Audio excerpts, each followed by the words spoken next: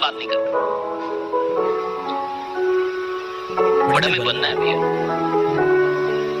तो आप बनेंगे कैसे, यही बता दीजिए। गरीब आदमी 18-20 घंटे काम कर देगा साहब, सपना नहीं देख सकता। आपको क्या लगता है इतना आसान काम है सपना देखना? इस दुनिया में सबसे मुश्किल काम है सपना देखना। The toughest work is to dream.